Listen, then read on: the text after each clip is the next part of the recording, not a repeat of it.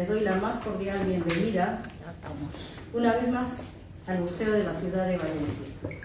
En esta ocasión, dando inicio a la celebración por el 202 aniversario patrio de Perú. Queda con ustedes don José Antonio Torrico, cónsul general de Perú en Valencia.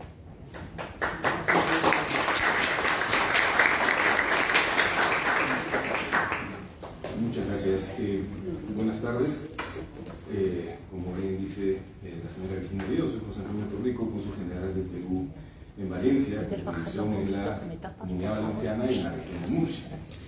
Y tengo el honor de dar las palabras en ocasión de la conferencia y recital sobre nuestro gran poeta César Vallejo, ¿no?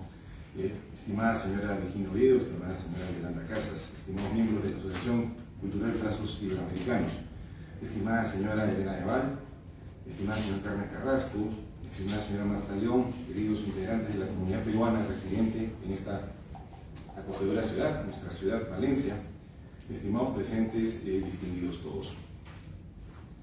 Es un verdadero honor para mí brindar estas breves palabras iniciales para referirme a quien poseyó un talento excepcional en el cultivo del arte del lenguaje. Talento gracias al que es hoy reconocido por todos nosotros, el ilustre poeta peruano César Abraham Vallejo Mendoza. Vallejo destacó principalmente en el género poético, que supo impulsar con sus aportes vanguardistas, consagrados en poemarios como Trilce. Pero su influencia literaria se extendió también al cuento, y en menor medida a la novela. Esta indiscutible herencia literaria estuvo acompañada, además, por las notables crónicas y artículos que redactó para diversos medios en su faceta de periodista. En los textos de Vallejo pueden sentirse el Perú. A través de ellos nos sumergimos en su dulzura, sus riquezas y sus anhelos. Desde su natal Santiago de Chuco, el talento de Vallejo fue creciendo hasta alcanzar renombre internacional, habiendo sido considerado como uno de los poetas mayores del siglo XX. Y como muchos de los compatriotas aquí presentes, encontró también su camino en Europa, donde llegó a vivir durante 15 años hasta su deceso en París, donde, conforme a lo que él quiso, descansan hoy sus restos. Y para Vallejo, Europa también fue España, a la que dedicó su poemario España aparta de mí este cáliz. Visitó este país en varias ocasiones, sin haberle sido ajena, como estoy seguro no sorprenderá a ninguno de los aquí presentes, esta hermosa ciudad de Valencia, ciudad en la que nos encontramos, cuyas calles recorrió hace ya 86 años, precisamente un mes de julio del año 1937, junto a otros escritores de su generación. Valencia, tierra literaria por cuenta propia, ha sido asimismo conocedora de la obra de nuestro Bate. Joan Fuster, también poeta y uno de los escritores valencianos más reconocidos del siglo pasado, le dedicó así un texto titulado La poesía de César Vallejo, que apareció publicado el año 1951 en la revista Verbo, que el escritor suecano fundó y dirigió junto a José Albi, Premio de las Letras Valencianas 2002. En el marco de la celebración de nuestro aniversario patrio, que se inicia con este importante evento cultural, me es grato, en lo personal, poder compartir con ustedes estas palabras acerca de César Vallejo, pues son un testimonio más de lo valioso de nuestra cultura y de los profundos vínculos que la unen con esta noble tierra valenciana. No quiero concluir esta breve intervención sin antes leer junto a ustedes parte del poema que Vallejo escribiera meses después de haber estado en Valencia y que no porque transcurrido el tiempo ha perdido actualidad. Solamente una muy breve, que es hay hermanos, muchísimos que hacer. Muchas gracias.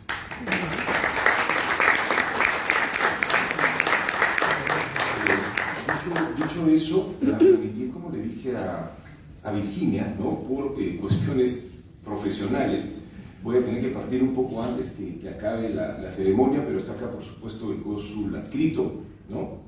Por favor, Virginia, muchas gracias. Muchas gracias. Muy bien. Adelante. Continuamos. Gracias. Bueno, perdón. Como presidenta de la Asociación Cultural Trazos Iberoamericanos, agradezco la presencia del cónsul general del Perú en Valencia, a los presidentes de Sentimiento Perú, de las cofradías, de la Real Parroquia de Salvador de Santa Mónica, donde está la Sagrada Imagen del Señor de los Milagros.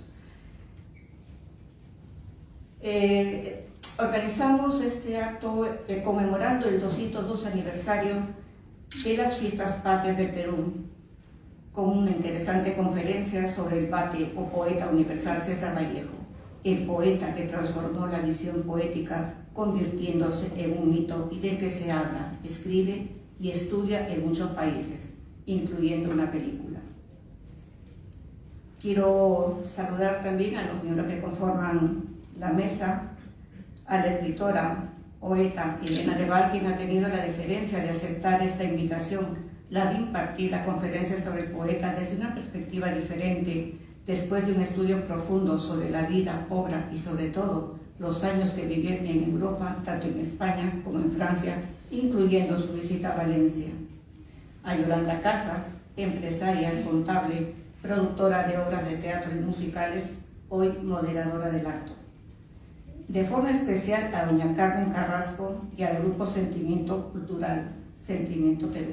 Al Grupo Cultural Sentimiento Perú, en especial a doña Marta Judy León, su presidenta, y a Irene Rodas, quien nos deleitará, venía con un traje típico de Ayacucho y nos va a deleitar algo muy bonito, un poema en quechua que va a ser una sorpresa. La Asociación Cultural Trazos Iberoamericanos se fundó en el año 2011, una entidad sin ánimo de lucro, sin subvenciones y que pretende apoyar a todo artista promoviendo el arte, la cultura, la investigación, el conocimiento mutuo entre culturas. Asimismo, potenciar a todos los autores ayudando de forma desinteresada a su difusión.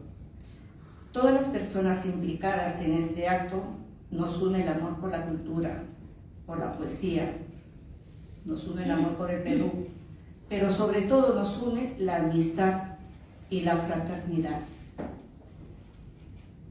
Deseo agradecer expresamente a Marta López, quien en nombre del Museo de la Ciudad nos vuelve a facilitar esta magnífica sala para la realización del presente acto. Así que sin mayor preámbulo, cedo la palabra a la moderadora Yolanda Casas. Muchas gracias.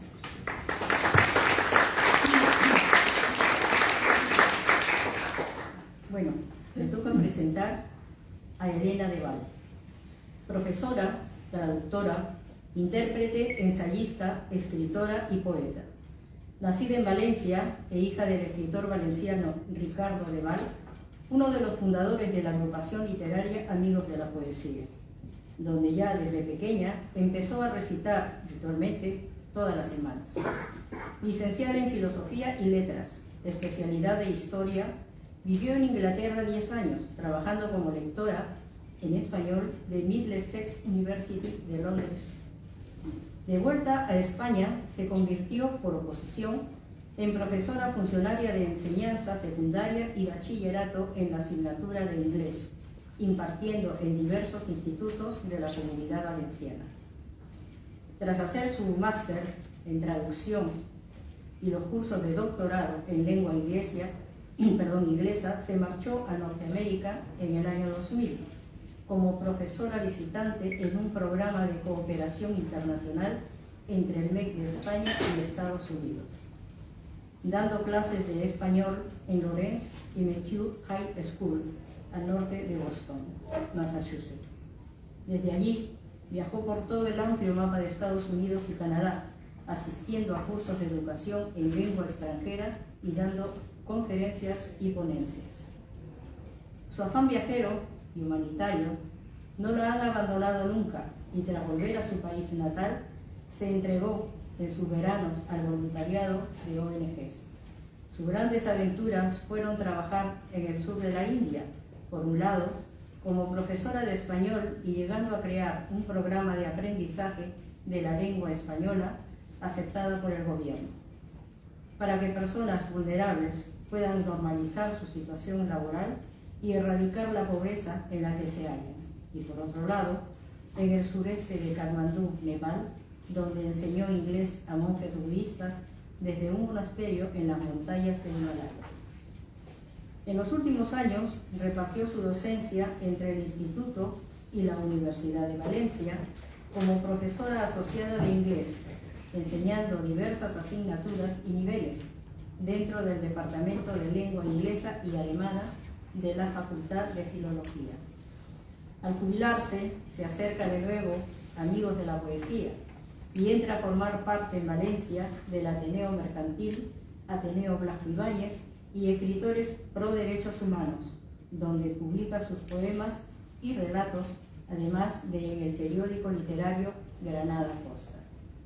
Ha publicado varios libros y recibido diversos premios, entre ellos el de ser finalista en Poesía Madrid 2020. Con ustedes, Elena de Val.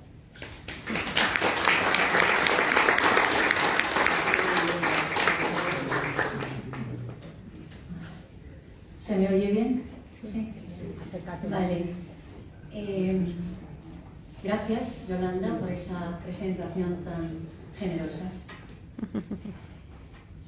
Yo quiero aclarar antes que nada dos cosas. Una es que no pretendo sentar cátedra sobre la vida y obra de César Vallejo.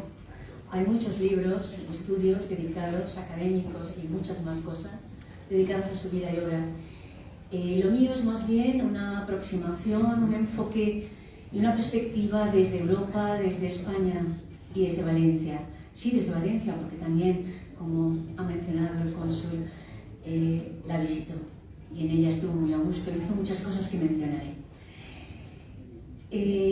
Por otro lado, esta conferencia iba destinada en el año 2020 a darse en la Universidad de Lima y en Arequipa, invitada por el Centro de Escritoras de Perú, pero ya con vuelos sacados, con estancia organizada, todo se fue a paseo por culpa del COVID. Bien, entonces yo agradezco a Virginia que me dé una oportunidad de poder compartir todas estas reflexiones sobre un poeta al que yo siempre he admirado y me ha llegado muy hondo. El César Vallejo, que llega a Europa para nunca más regresar a su país natal, es un profesor de 31 años, soñador y todo sensibilidad, dejando un proceso judicial en Perú pendiente e intenta labrarse entonces un porvenir como escritor, instalándose en París. Pero ¿quién es este hombre? ¿Quién es este poeta que trae bajo su brazo 500 soles y un librito de francés? Atrás quedan su pueblo Santiago de Chuco, a 3.115 metros de altitud al norte de Lima, la sangre india y española de sus abuelos y su puesto de shulka como menor de 11 hermanos. Atrás quedan la austeridad religiosa de su infancia, la imagen de explotación humana de las minas de Quirubilca, su breve estancia en las universidades de Trujillo y Lima, su tesis sobre el romanticismo español, con el que termina su carrera de letras en 1915. Atrás quedan sus lecturas devoradas de Rubén Darío, Juan Ramón Jiménez, Villaspesa, Amado Nervo, Walt Whitman, Baudelaire y Verlaine. Y sus primeras publicaciones en 1916 y su grupo revolucionario Norte de amigos. Atrás queda la bohemia de esos años, sus escarceos amorosos y el recuerdo de Zoila Cuadra, la Mirto de sus primeros versos. Atrás queda su experiencia de la cárcel, los años 1920 y 21 en Trujillo, hecho decisivo que condicionaría todo su futuro. Atrás quedan todos esos recuerdos, pero su herencia andina corre por sus venas y le acompaña. En su equipaje trae a Europa su primer libro importante, Los Heraldos Negros, impreso en el mismo año que muere su madre, 1918, y que no aparecería hasta el año siguiente. Y trae también consigo la primera edición de Trilce, en 1922, sus relatos de escalas melografiadas de su novela Fabla Salvaje, y trae la ilusión de escribir. Pero las dificultades económicas y sus problemas de salud le perseguirían siempre. El periodismo sería su salvavidas. Al conseguir colaborar en periódicos de Trujillo, París y Madrid, gracias a conocer a hispanoamericanos y españoles de entre el arte de vanguardia. La resonancia modernista y la influencia de Rubén Darío pasan y pesan en y por su obra. La muerte, el erotismo, los motivos religiosos habían creado palabras clave en su poesía, como dolor, hambre, madre, hogar, tristeza. Su personalidad llena de humanidad, sencillez y de timidez determina un sentimiento de culpabilidad y tristeza en su poesía que condicionará su actitud de indolencia y desarraigo. Palabra acuñada por Dámaso Alonso, quien dirige la generación del 27 y luego la Real Academia Española, para poetas españoles de posguerra y aplicable a Vallejo, de cuya fuente quizá bebieron poetas españoles como Blas de Otero o como Gabriel Celaya. Sus sonetos, con sus endecasílabos, sus alejandrinos y también sus versos asonantes y libres, concebían una poesía hermética en la que el hombre, al perder a Dios, se aísla en su inseguridad. Digresión que palpamos al no verle manifestarse en público, tanto como lo harían otros poetas chilenos, por ejemplo Neruda o Huidobro. No encuentra su redención, ni siquiera en el amor. De ahí ese recurrente «yo no sé». Del poema primero, cuyo eco lo encontramos en toda su obra.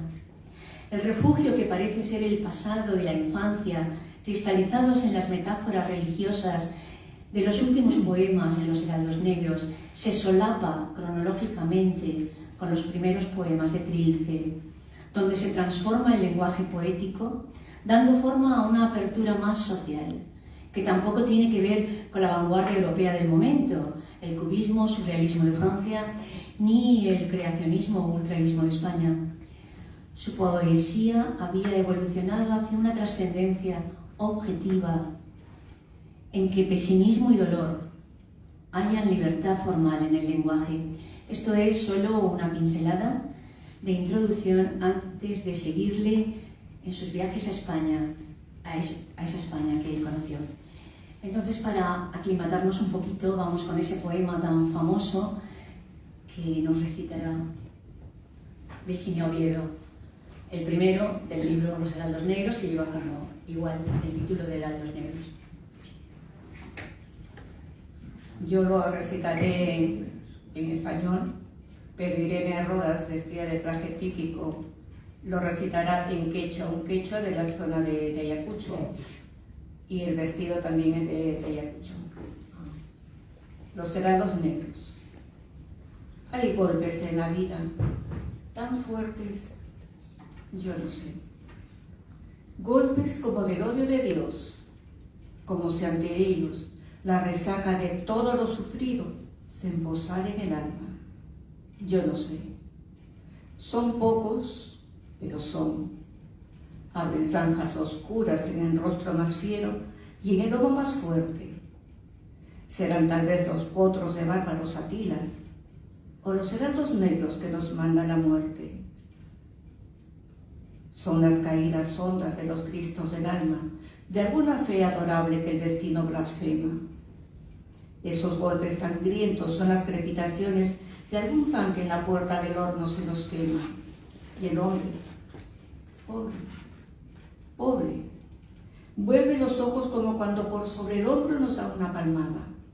Vuelve los ojos locos y todo lo vivido se emposa como charco de culpa en la mirada. Hay golpes en la vida tan fuertes, yo no sé.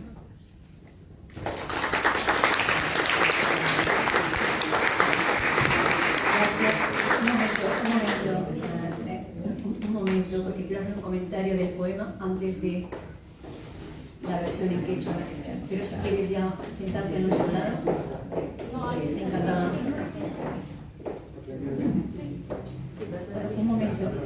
Un momento por comentar algo del poema antes de la versión en quechua. Bien, en este primer libro suyo, que reúne la mejor creación a partir del 15, como hemos dicho, Rubén Darío, sabemos toda su influencia en la métrica castellana y en esos versos alejandrinos con los que César Vallejo empieza. La ética modernista mezclaba las artes con la literatura y despreciaba lo vulgar, exaltando lo aristocrático como algo ennoblecedor. Vallejo, como Huidobro, supo aprender de Darío sin convertirse en su discípulo y encontrar así un tono más austero. Dicha influencia acabaría en Europa con la Gran Guerra y el empuje de la vanguardia y los cambios sociales. Hay varias secciones en el libro, no nos vamos a meter en ello, solamente mencionar quizá la que más llega al final, de Canciones del Hogar, de donde luego otra compañera nos recitará también un poema, que es de Nereida. Y simplemente comentar que el poema, pues morfológicamente, tiene 4 cuartetos más el verso primero repetido al final. Son versos alejandrinos, típico metro modernista, excepto 3 y 4 de la primera estrofa. Rima consonante, la primera estrofa, el primero y el cuarto, los regulares, los pares y los impares sueltos. Eso desde el punto de vista técnico. Es toda una abertura romántica, sorprendiendo al lector y nos enfrenta al destino del protagonista frente al fatum de la desolación. El yo poético manifiesta la fatalidad del destino y el sufrimiento, ignora el porqué de este y de su castigo por una culpa que desconoce haber cometido. Piensa que puede alcanzar el odio de Dios, pues concibe la vida como la humanización de un ser divino. Vallejo humaniza incluso lo irracional, como se puede ver en la evolución del libro. La primera versión, preservada gracias a Asturrizaga, hay que decir que hay varias versiones de este poema. Esta primera versión es renovada por Vallejo, demostrando su capacidad de innovar a la vez. La intensidad de los 2 versos finales hace que nos olvidemos de lo anterior. Gracias a la fuerza de lo prosaico, del pan y el horno, otra imagen ordinaria en el último cuarteto nos trae la fatalidad del destino por sobre el hombro, la certeza del pecado que en Vallejo hay de su formación religiosa cristiana. Al repetir el primer verso al final, deja el poema abierto en la meditación de la existencia, siendo la culpa siempre la que impida la posibilidad de ser feliz en la tierra. Bien, y damos paso pues a Irene Rodas para que nos dé su versión en quechua. Buenas tardes. Voy a recitar un poema de César Vallejo de Gerardo Pinto. Acércate más, acércate más. Buenas tardes. Voy a recitar un poema de César Vallejo, de Llana Viejuna, Los Helados Negros. Traductora en quechua, Irene Olinda Rodas, del Grupo Cultural Sentimiento Perú.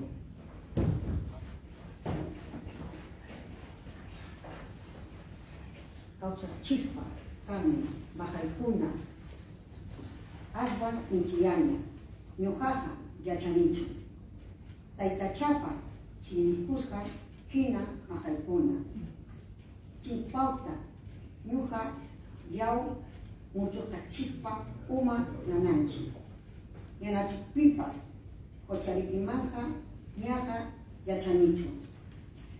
Yo no sé, Aswan, Kansu, Sankutajma, Tutaipas, Yajalpunata, Inchaku, Aswan, Miyarukunaipas, Uyakunaipas, Ancha, Taipuyo, Guasasapiwa, Ichachu, Saika, Aquilapunapa, Ulguampa, Tamanco, Ichachu, Guanyulpa, Llana, Viaripuna, Munanchi, Itucunapa, Vicharipina, Jaspa, Chucha, Canto, Jup, Cani, Uyepasmia, Miau, Nananchiqui, Camu, Chau, Yagualpata, Majaipuna, Canco, Chay, Tantapa, Toquiatinuca, Tuipa, Uncupi, Unachaja, Maizonjo y Mazonjo, Ñahuinta, Utiruri, Imaina, Pipa, Guasa, Japachimanta, Tujiay, Utiraña, Ñahuinta, Utiruri, Jinaspa, Punco, Causacascan, Cucharimpuna, Jaya, Cocharimpuna, Cochasca, Inari, Uncupi y Puri. Causa Chipi, Kami, Mahaikuna, Aswa, Sintiniaya, Ñuja, Yachanichu.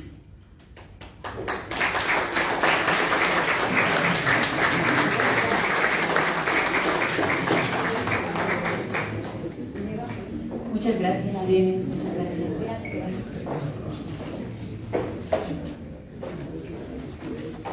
Bellísima esa sonoridad.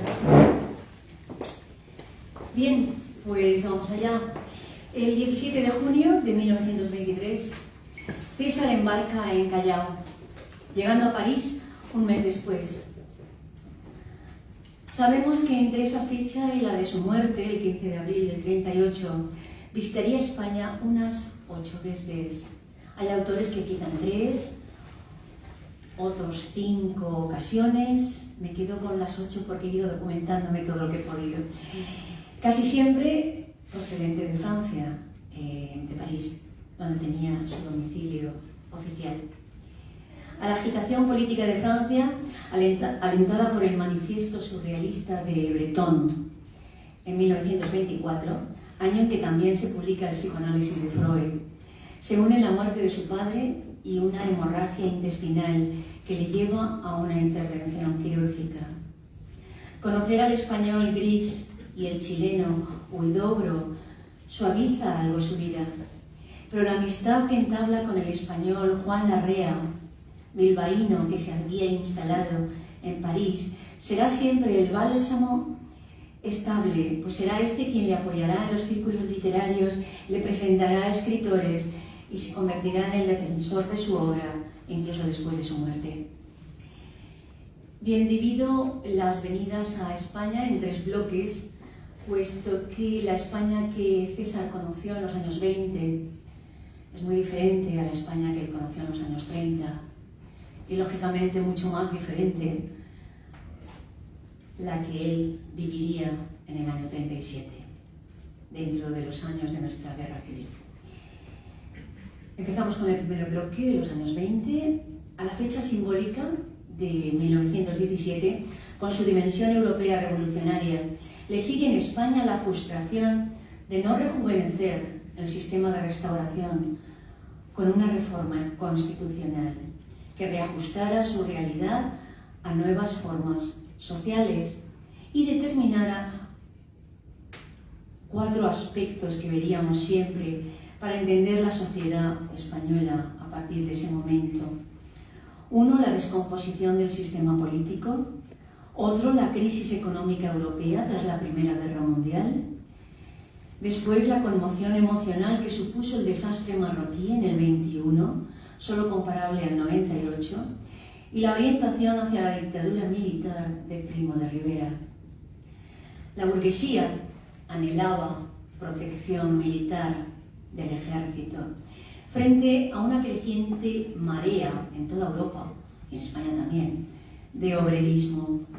Son los años en que se crea, no nos olvidemos que se creó la OGT en 1888, la CNT en 1910 y la FAE en 1927. Todo ello desemboca en el golpe de Estado del capitán general de Cataluña el 13 de septiembre del 23. El gobierno dimite al día siguiente y el rey Alfonso XIII accede a entregar el poder a Primo de Rivera. Que un general accediera al gobierno no era nada nuevo en el sistema español después de todo el siglo XIX y pronunciamientos militares. Lo que sí era nuevo es que un estado de excepción y de emergencia se convirtiera en algo constitucionalizado e incluso estable. Bajo la inducción del fascismo italiano de Mussolini, en el año 22 al subir al poder, pero claro está, no lo confundamos con el nazismo, la subida al poder del 33 de Hitler, es algo muy diferente. Esta dicta blanda, llamado por algunos así, o dictadura mediterránea, dista mucho de todo eso. Tampoco era, como señala el historiador británico Gerald Brennan, el clásico oligarca andaluz. Y supo apoyarse en las masas neutras, en un plebiscito de firmas voluntarias de apoyo al régimen.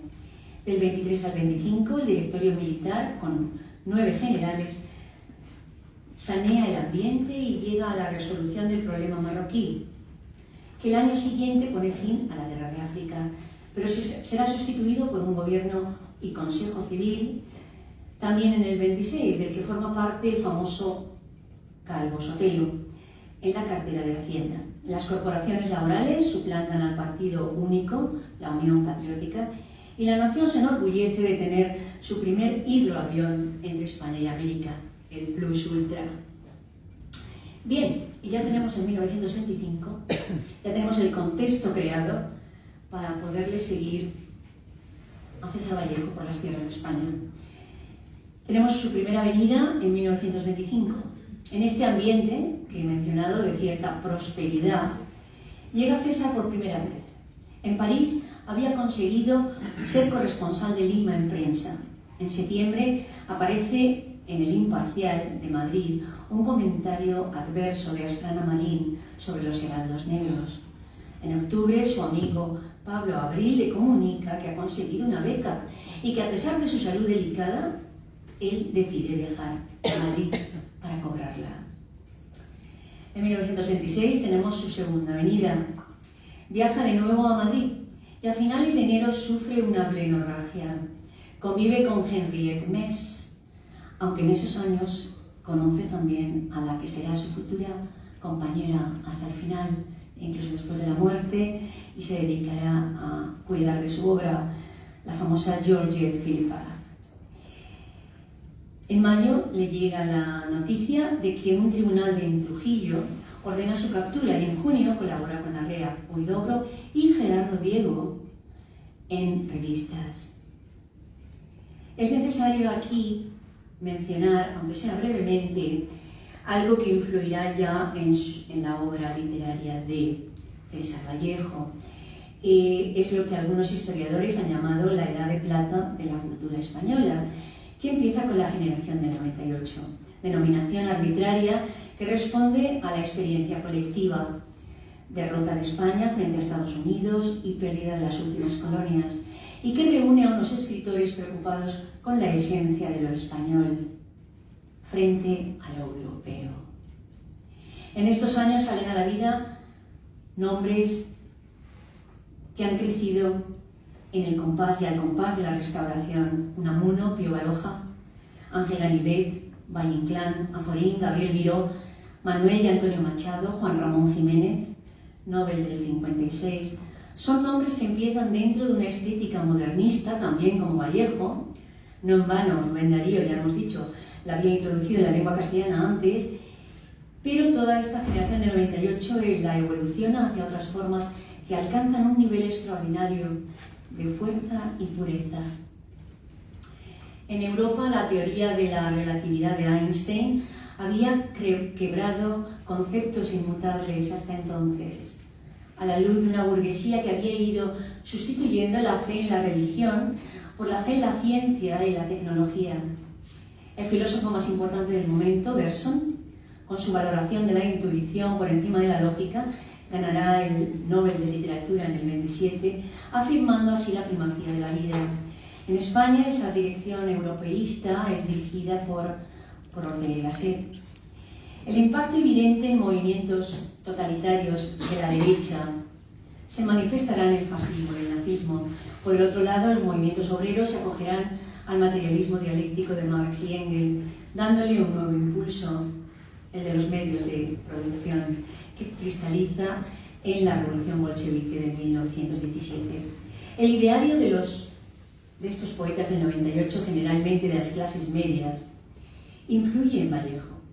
Vallejo palpa en España, en sus primeras visitas, esta herencia literaria, cuya obra ya había empezado a aparecer en torno a la Primera Guerra Mundial.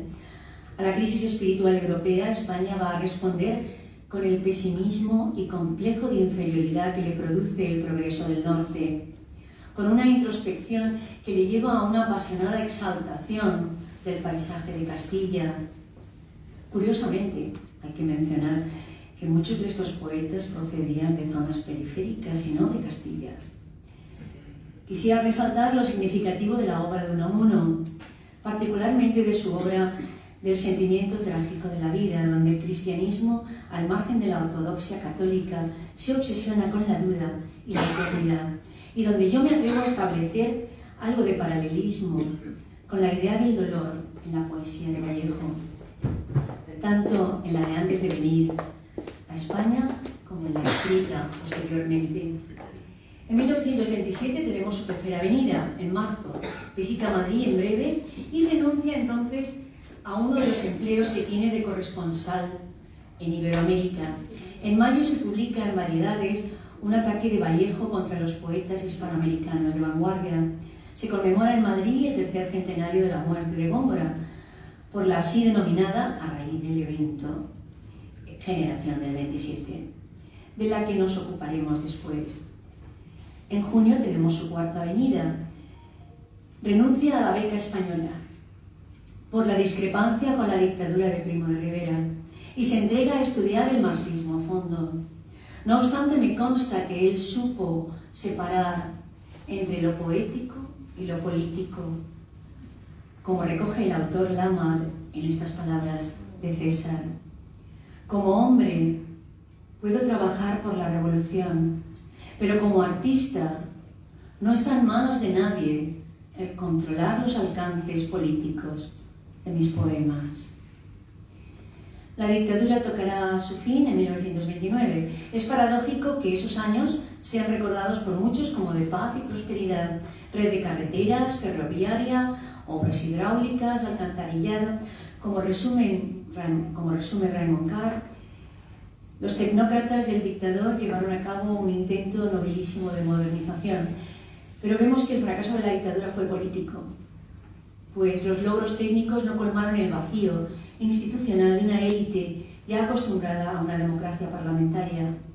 La grave crisis financiera del 29 en Wall Street también hace eco en Europa y en España. En enero del 29, Primo de Rivera dimite y se encarga la formación de un nuevo gobierno a Dámaso Berenguer.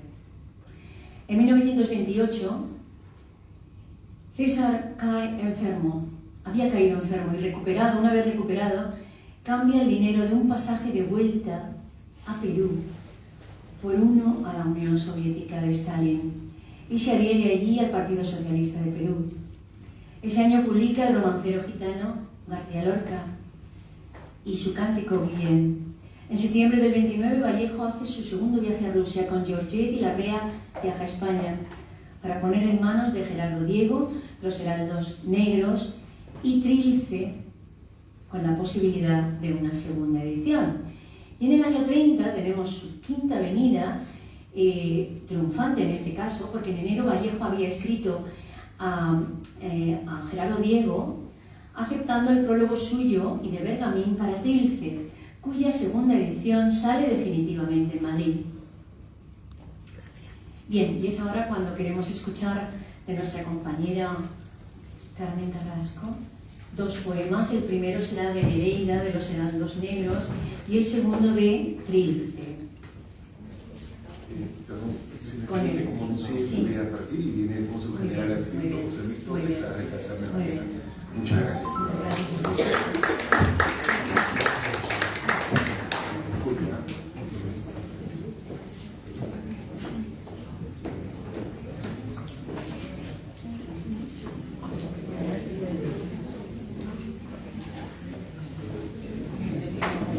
Bienvenido a don José Luis Torres. Muchas gracias. Buenas noches. Buenas tardes. Es para mí un honor que se me haya invitado nuevamente a un acto literario de alto nivel en este hermoso país, Perú. Hay un lugar que yo me sé en este mundo, nada menos a donde nunca llegaremos, donde aun si nuestro pie llegase a dar por un instante, será en verdad como no estarse. Es ese sitio que se ve a cada rato en esta vida, andando de uno en fila.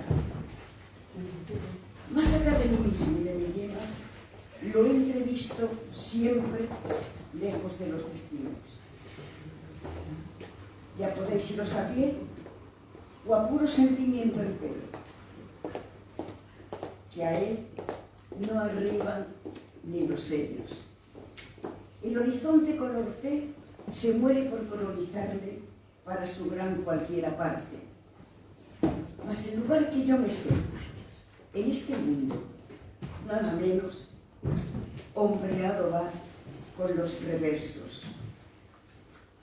Cerrad aquella puerta que está entreabierta en las entrañas de ese espejo. ¿Está? No, su hermana. No se puede cerrar, no se puede llegar nunca a aquel lugar, a aquel sitio donde van en rama los pestillos. Tal es el lugar que yo me sé.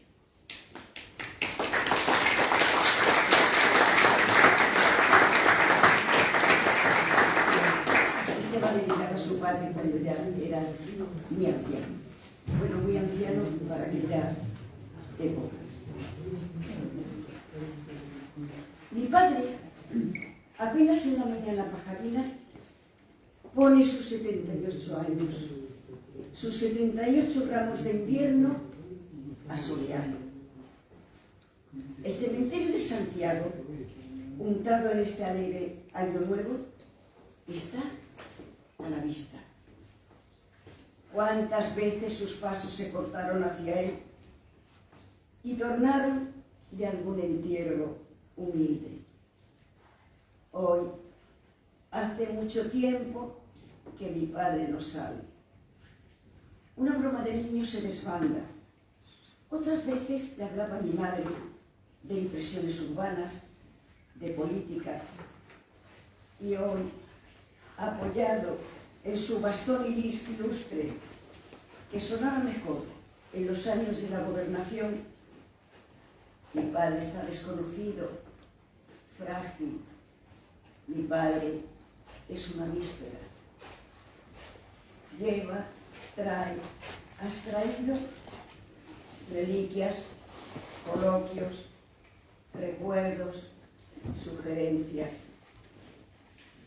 La mañana apacible le acompaña con sus alas blancas de hermanas de la caridad. Día eterno es este, día ingenuo, infante coral, oracional.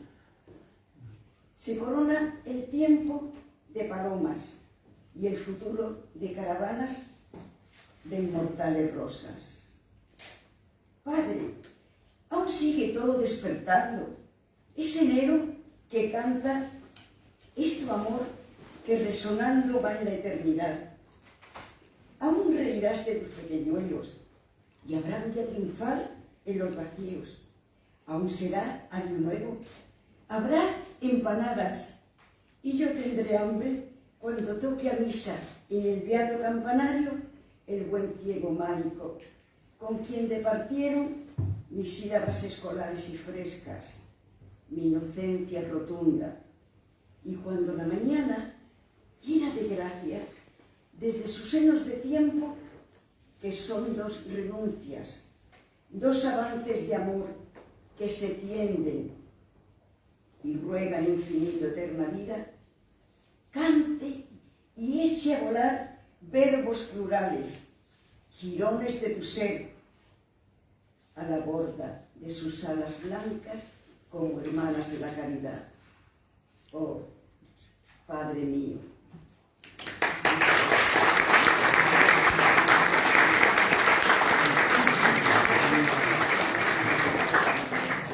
Gracias, Carmen. Muy bonito. Gracias, Carmen. Sale pues en 1930 la segunda edición de Trílice en Madrid con el prólogo de Gerardo Diego, de la generación del 27. Larrea viaja a Perú y Vallejo a España con Georgette en julio, visitando Barcelona, Burgos, León, Toledo, San Sebastián y Salamanca.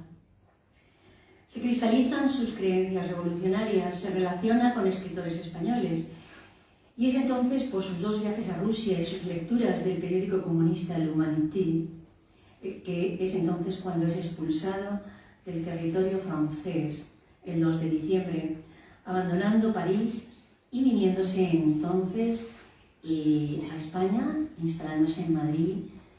Esta sería su estancia más larga. La otra parte integrante de la edad de plata de la cultura española es esa generación del 27, precisamente, conocida también para algunos como de la dictadura, por salir de la vida pública en esos años, aunque esos poetas dieron lo mejor de su obra durante la Segunda República y después, tanto los que se quedaron en España como los que marcharon al exilio. No vemos en ellos ninguna cohesión creadora lírica, pero sí dos grupos claramente, uno de extracción universitaria, profesores de rigor académico y erudición, casi todos ellos castellanos en este caso, Pedro Salinas, Damaso Alonso, Guillén, de Valladolid, Gerardo Diego, que en este caso era de Santander, y el otro grupo es el meridional, el del sur, al frente, llevados por Rafael Alberti por un lado y García Lorca por el otro. Hay que acordarse también de Vicente Aleixandre, puesto que además recibiría su premio Nobel en el 77. García Lorca, el intérprete, ya sabemos, del alma popular. Bien, y entramos en ese segundo bloque, y he mencionado antes que yo dividía las venidas a España en 3 bloques. Entramos pues en el segundo bloque, que es el de la República. Aunque solo mencionaremos acontecimientos a vuelo de águila, entramos en unos años cuyas consecuencias muchos de los que estamos aquí hemos vivido. Es difícil desprenderse de las reacciones personales que todavía provocan y contemplarlos en una justa perspectiva o dimensión. La Segunda República, tras las elecciones generales del 14 de abril del 31, pese al cambio de régimen, constituye una continuidad regeneracionista e institucionalizadora de acuerdo con una burguesía entre burguesía radicalizada y el Partido Socialista, hasta entonces fuera del poder, y que vendrá a romper el alzamiento franquista del 36. Coincide con el espíritu primitivo gregario de la ascensión del nazismo en Europa, por lo que una república parlamentaria y democrática no deja de ser una cierta disonancia en la Europa de sistemas totalitarios. Su evolución está dominada por un fuerte desarrollo demográfico, preponderancia agraria de secano en un país interior subdesarrollado, extenso, con bajo nivel de vida, sobreactividad industrial y mercantil en zonas pequeñas circunscritas al País Vasco o Cataluña. La reforma agraria sería el instrumento demoledor de una aristocracia terrateniente, apuntando a la supresión de latifundios, fijando un límite de extensión de la propiedad, dando tierras a jornaleros que pagan indemnización al antiguo dueño. Pero ni las izquierdas con el bienio social de Manuel Azaña del 31 al 33, ni las derechas de la Ceda de Gil Robles en el 33 conseguirían implantar de lleno dicha reforma. Azaña fue tajante con el conservadurismo centrado en el ejército y la iglesia. Llevó a cabo una depuración del ejército y puso en marcha leyes avanzadas. El anticlericalismo se manifestó en la secularización de la enseñanza. La vida familiar se vio atacada frente a la ley del divorcio y puso en manos de la Generalitat de Cataluña una administración con gobierno propio, reservando al Estado relaciones exteriores, ejército y orden público. Se tocaron de golpe muchos resortes que podrían haber sido integrados de otra manera, paulatinamente.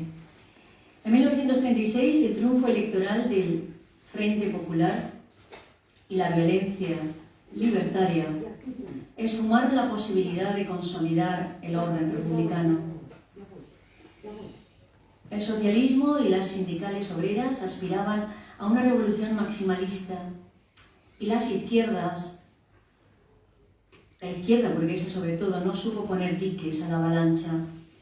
Ante la impotencia para hacer respetar el orden, el ejército se subleva contra la legalidad de la Segunda República, con un golpe de Estado, y es así como comienza nuestra guerra civil de 1936. En 1931, la Sexta Avenida de Vallejo a España, ya sabemos en el 30, se instala en Madrid. Estos meses son muy importantes para su obra. Estos meses son fructíferos. Abandona sus publicaciones periódicas peruanas. En marzo publica El Tuxteno, en la colección Novela Proletaria de Editorial Zenit, y hace traducción para la editorial. En abril, al proclamarse la República, ingresa en el Partido Comunista de España. El rey Alfonso XIII abandona España. En mayo publica en La Voz trozos de Hacia el reino de los Siris y escribe Paco Yunque, que le solicita la editorial Zenit, siendo rechazado por ser demasiado triste. Palabras textuales. Continúa siendo difícil su situación económica, pero trabaja en los poemas humanos. Publicado en 1939, poemas como Piedra Negra sobre Piedra Blanca y Hoy me gusta la vida mucho menos nos hacen testigos del maltrato del que César Vallejo se queja y sufre, de cómo el tiempo convierte en héroes a aquellos que en su tiempo fueron parias. El significado social se universaliza con ternura y su estilística se hace homogénea. Bien, yo también quiero compartir dos poemas con ustedes del libro Poemas Humanos, estos dos que he mencionado.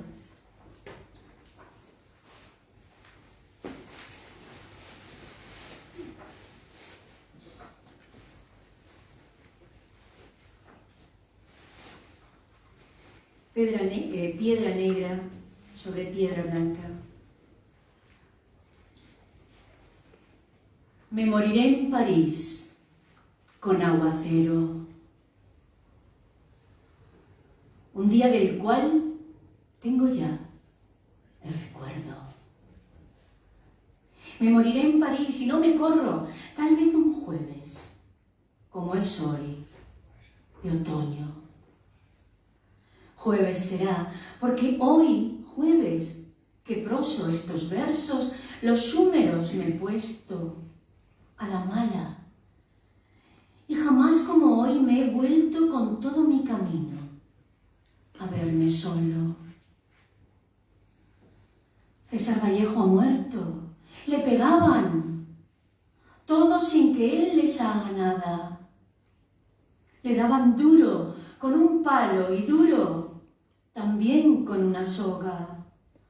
Son testigos los días jueves y los huesos húmeros, la soledad, la lluvia, los caminos.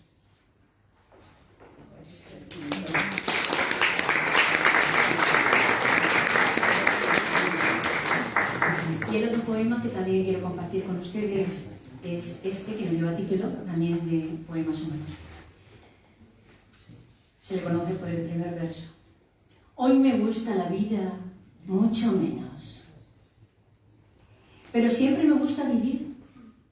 Yo lo decía, casi toqué la parte de mi todo y me contuve con un tiro en la lengua detrás de mi palabra.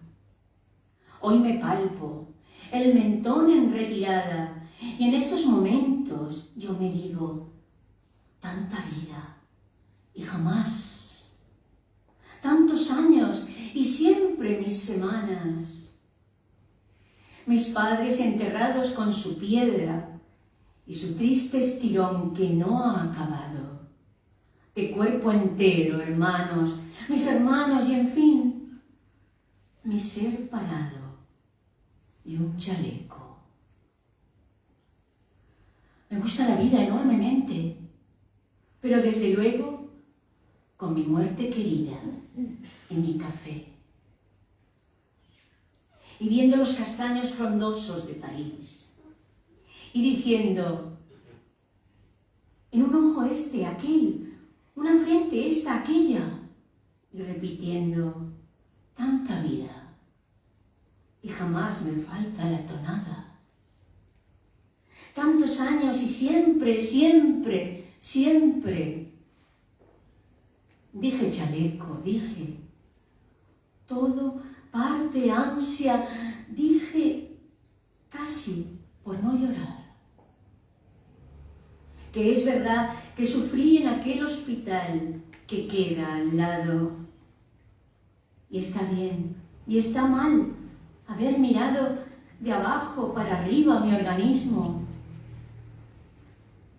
Me gustaría vivir siempre, así fuese de barriga, porque como iba diciendo, y lo respiro y lo repito, tanta vida y jamás, y tantos años, y siempre, mucho siempre, siempre, siempre.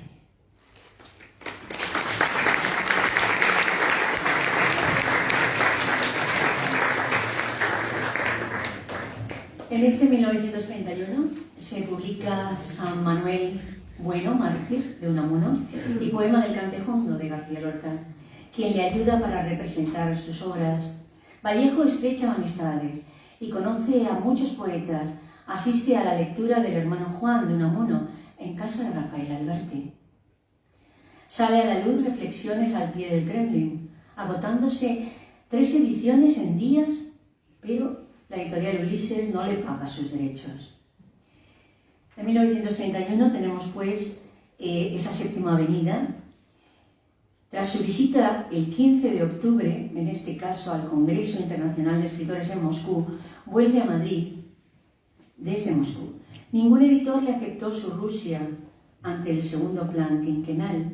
Se publicaría después en el año 65, ni su Arte y la Revolución. La editorial Aguilar también le rechaza 2 obras de teatro. El poeta Leopoldo Panero intenta hacerle la vida más llevadera, invitándole a pasar la Navidad en su casa de Astorga. Su posición económica se hace insostenible. En enero de 1932 le pide un préstamo a Gerardo Diego para pagar el viaje de Georgette a París. Aún aguarda él en Madrid a solventar los derechos adeudados de la editorial Ulises unas semanas más. El 12 de febrero cruza la frontera de Francia clandestinamente y regulariza su situación con la condición de prescindir de su militancia política. Pero nos consta que Vallejo participaría en manifestaciones políticas en 1933 y 34, con riesgo de ser expulsado de nuevo del territorio francés. Aparece seleccionado en la Antología de Poesía Española e Hispanoamericana de Onís, y con la huelga de mineros de 1934, la República se debilita. Luchando contra el deterioro económico, Vallejo da clases de lengua y literatura española en París. Ese año Neruda es nombrado cónsul en Madrid. Bien, y ya tenemos a César Vallejo en el último bloque, en el tercer bloque, dentro de nuestra Guerra Civil Española. El estallido de la Guerra Civil en 1936 podemos imaginar y sabemos que le conmociona y reaviva su adhesión al movimiento obrero, ayudando a formar comités de defensa de la República y la revista Nuestra España. El asesinato de Lorca en agosto le conmueve profundamente y colabora a fundar el Comité Iberoamericano para la Defensa de la República Española. Ya no volvería a España hasta el 37, con el Congreso Internacional de Escritores para la Defensa de la Cultura en Valencia. Sí, en nuestra querida Valencia. Tenemos pues en el 37 la última venida de Vallejo a España. La Casa de la Cultura, sabemos, situada en la calle de la Paz, número 42, durante años el Hotel Palace, y lo que sería el Hotel Metropol enfrente de la Plaza de Toros en la calle Játiva, se convertirían en la sede de este segundo Congreso de Intelectuales, pues al ser Madrid asediado en noviembre del 36, sabemos que se traslada el gobierno a Valencia, donde permanecería hasta mediados del 38, evacuado entonces a Barcelona. Su patronato fue presidido por Antonio Machado y albergaría, entre otros, a Alberti, a Rosa Chacel, a León Felipe, Nicolás Guillén, Octavio Paz, Alejo Carpentier y a nuestro César Vallejo. En ese tiempo, Valencia, como capital de la República, se llenó de manifestaciones literarias de los máximos exponentes intelectuales de la nación y del mundo. Don Manuel Azaña, presidente de la Segunda República, inauguró el Congreso el 4 de julio con un discurso en el Paraninfo de la Universidad, tras la apertura del ayuntamiento, en el ayuntamiento del presidente del gobierno Negrín en ese momento. Se clausuraría en París el 17 de ese mes. Los temas principales a tratar serían el papel del escritor en la sociedad, la dignidad del pensamiento, nación y cultura, herencia cultural, creación literaria y ayuda a los escritores españoles republicanos. César tenía 45 años en ese momento y pidió invitaciones a Neruda para sus compatriotas, pero acabó viéndose solo como delegado peruano en el Congreso. Quiero citar aquí unas palabras de su participación. Los responsables de lo que sucede en este mundo somos los escritores, porque tenemos el arma más formidable, que es el verbo. Y citando a Arquímedes, continuó: dadme un punto de apoyo, la palabra justa y el asunto justo, y moveré al mundo. Y añadiría: a nosotros que poseemos ese punto de apoyo, nuestra pluma, nos toca pues mover el mundo con estas armas. Es curiosa esta celebración del intelectual militante que alcanza la hipérbole, algo de lo que él huía siempre, no quería jerarquizar al escritor como ser especial, muy común en su ideología. Pero la guerra ya la estaba perdiendo la Segunda República. Y ese entusiasmo de apoyo que palpamos primero evolucionó después hacia una desilusión amarga, que dio lugar a una racha productiva de creatividad única.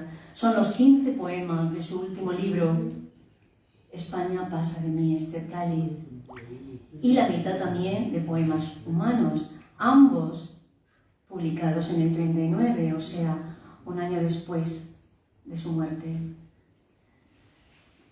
No es de extrañar que junto a la compañía de alemanes como Mann y Stern, chilenos como Neruda y Huidobro, españoles como Benavente, Alberti, Bergamín, Gil Albert, Miguel Hernández, María Zambrano, franceses como Malraux, ingleses como Oden, muchos de ellos se integrarían en las brigadas internacionales, justamente después.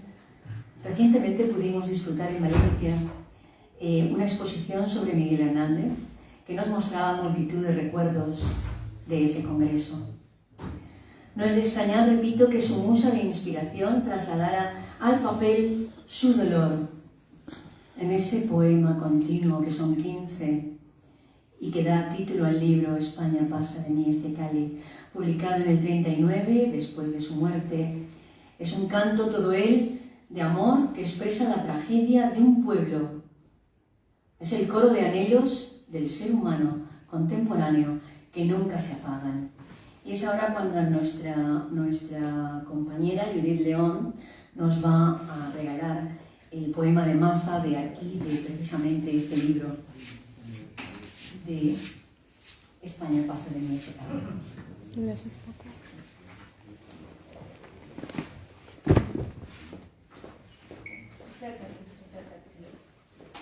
Al fin de la batalla y muerto el combatiente, vino hacia él un hombre y le dijo: no mueras, te amo tanto. Pero el cadáver, ay, siguió muriendo. Se acercaron dos, diciéndole: no nos dejes, valor, vuelve a la vida. Pero el cadáver, ay, siguió muriendo. Acudieron 20, 100, 1000, 500,000, clamando tanto amor muerte. Pero el cadáver, ay, siguió muriendo. Le rodearon millones de individuos con un hueso común. Quédate, hermano. Pero el cadáver, ay, siguió muriendo. Entonces, todos los hombres de esta tierra le rodearon. El cadáver vio, triste, asombrado, incorporóse lentamente, abrazó al primer hombre, échose a andar.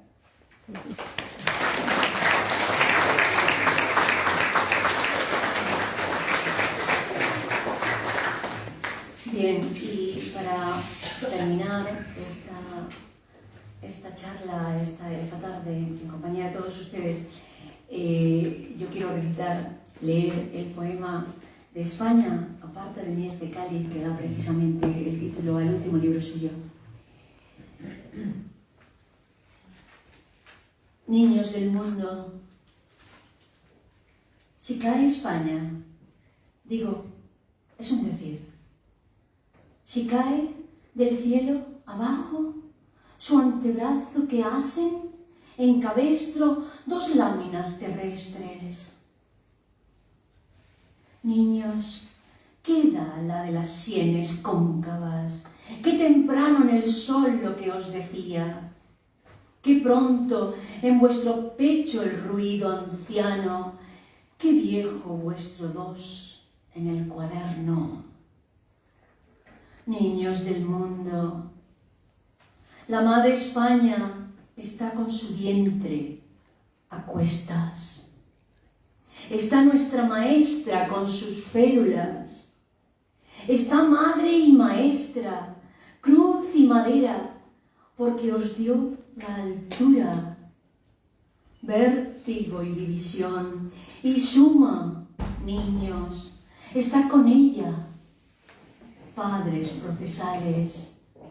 Si cae, digo, es un decir, si cae España de la tierra para abajo, niños, ¿cómo vais a cesar de crecer? ¿Cómo va a castigar el año al mes? ¿Cómo van a quedarse en 10 los dientes, en palote el diptongo, la medalla en llanto? ¿Cómo va el corderillo a continuar atado por la pata al gran tintero? ¿Cómo vais a bajar las gradas del alfabeto hasta la letra en que nació la pena? Niños, hijos de guerreros, entre tanto, bajad la voz, que España está ahora mismo repartiendo la energía entre el reino animal, de florecillas, de cometas y los hombres.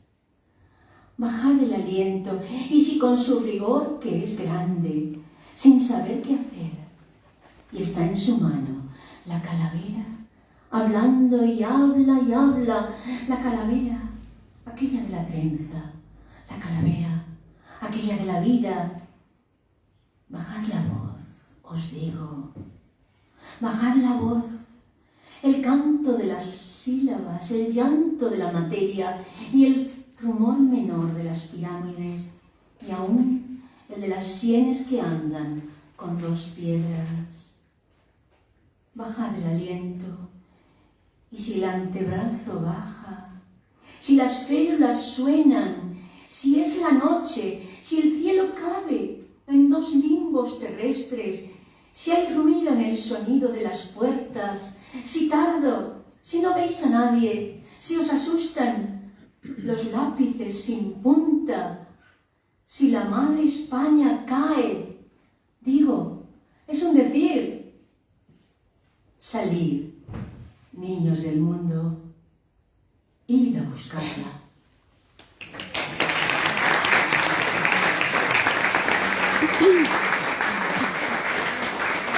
Para despedirme quiero hacerme eco de una idea que encuentro predominante en su vida y en su obra, antes mencionada, la de desarraigo. Tanto en Perú como en Europa, Vallejo va a contracorriente, de un lugar a otro. Siente la llamada andina, pero no quiere ahogarse en problemas que dejó atrás en el pasado. En Francia se siente un extraño, por el idioma y por cómo se le persigue por sus ideas.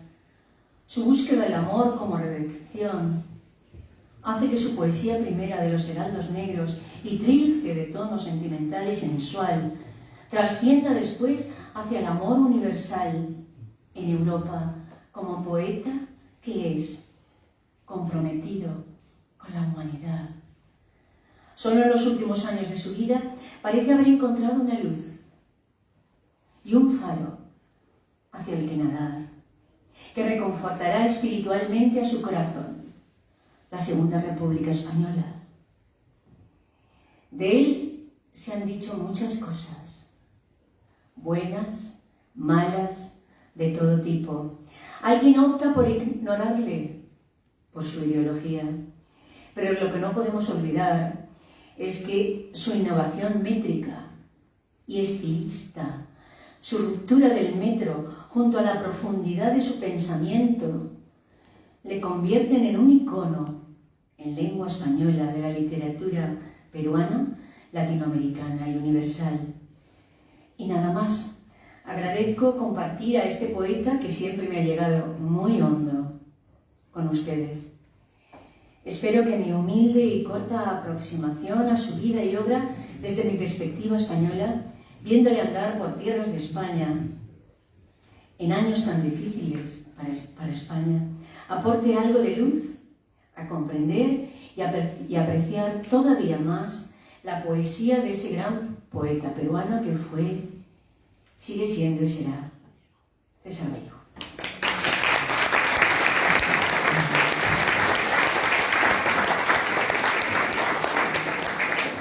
Muchas gracias, Elena, por esta linda conferencia.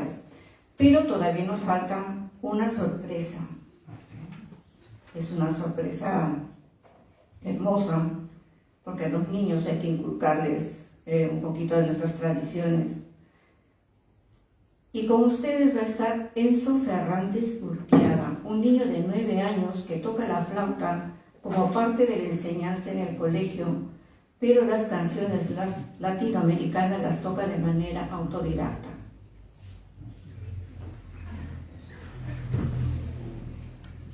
Vamos a darle un fuerte aplauso para que también.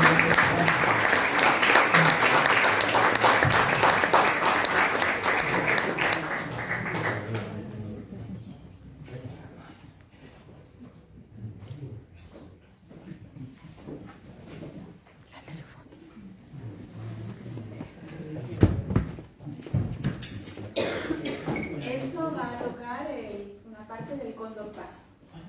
Lo ha aprendido él.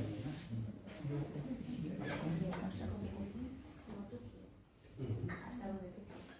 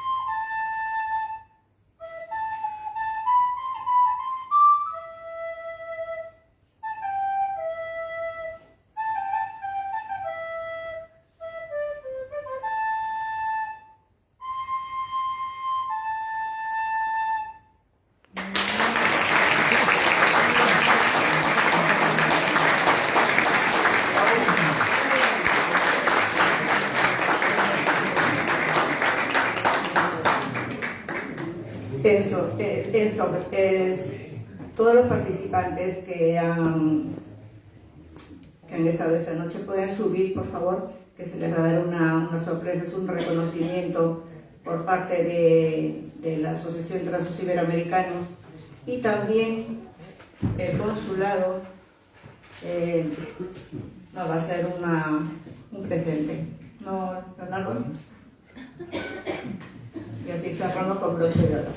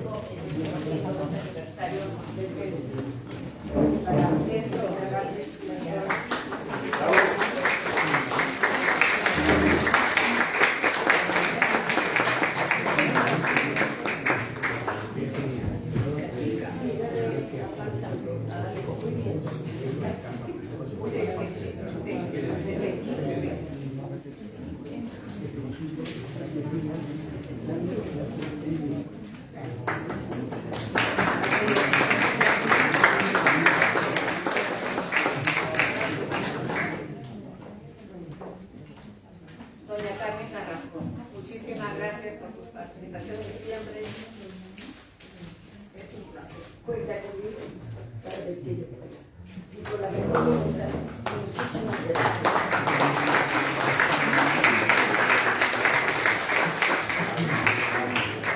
Muchas gracias. Muchísimas gracias.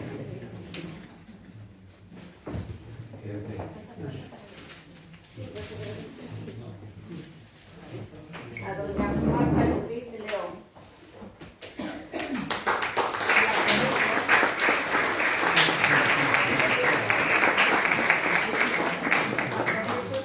Para darle como presidenta a la Asociación Cultural Sentimiento Perú, porque siempre está apoyando en estos 11 años.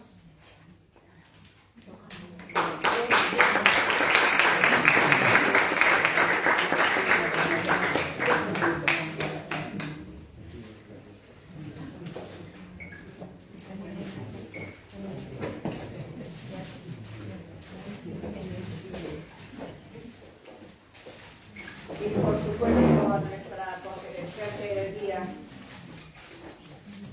ha estado fantástica. Muchísimas gracias. Elena Leval.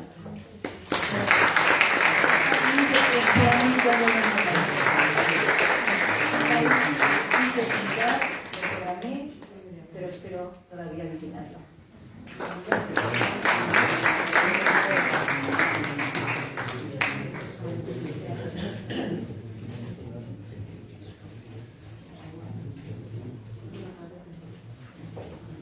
Bueno, me falta el diploma de Irene Rodas, que no ha tenido que no, o sea, nos hacemos la foto de familia, que ahorita Pero los han participado. los que participaron y también nuestra secretaria. Que, para la foto de familia. Pero que suba ya la secretaria. No estamos haciendo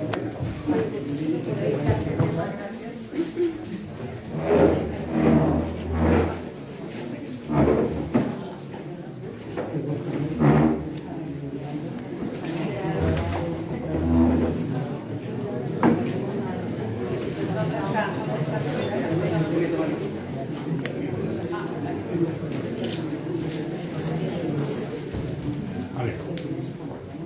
¿Os quedáis todos de pie? Vale, sí.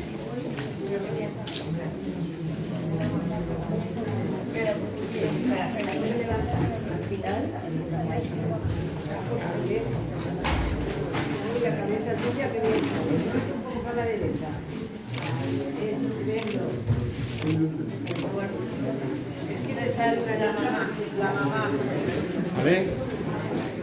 Olvido. Vale, venga. Vamos a dar a la mamá. Espera.